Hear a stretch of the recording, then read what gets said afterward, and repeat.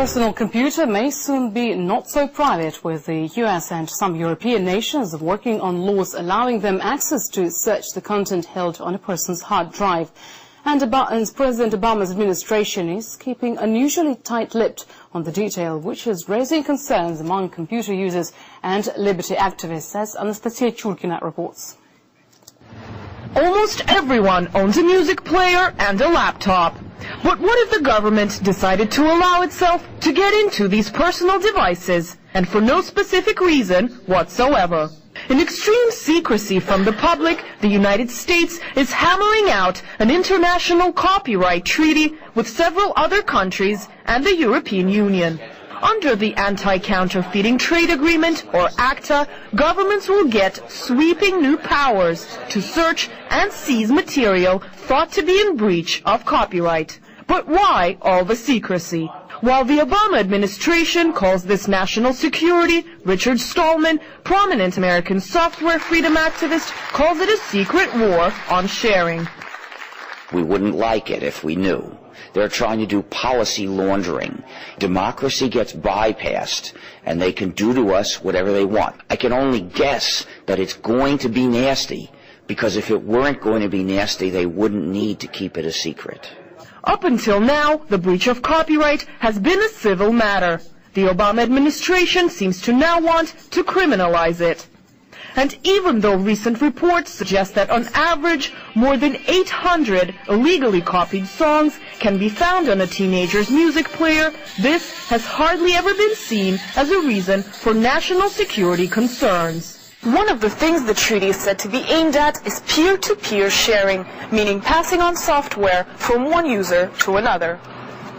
But what it will do on a larger scale is let Big Brother watch you, however this time on a completely different level.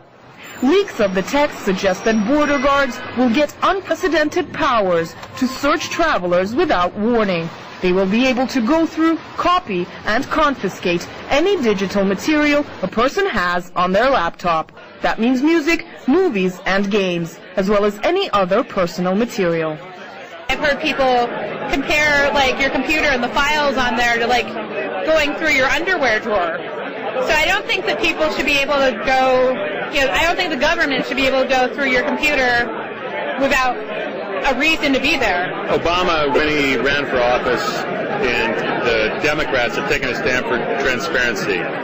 This legislation or this trade agreement is completely against it. The countries working on the treaty don't include important international players like China, Russia, and Brazil. Some say modern America is being overtaken by a culture of surveillance. Just generally using the internet as it's intended should not be something people should be afraid of. And I think that ACTA, again, with its sort of culture of surveillance, encourages and is designed to, put fear into people who are just trying to, use the internet for perfectly legitimate purposes. Apart from the American government, it is believed that movie, video, music, and publishing industries are also behind the treaty, since they would be the ones to profit from putting fear of being a criminal into internet users. American civil liberties organizations have repeatedly asked for the details of the talks on the treaty and the document itself to be made public by the Obama administration, but to no avail. ACTA was expected to come into force by the end of last year, but talks are still ongoing. Anastasia Churkina, RT, New York.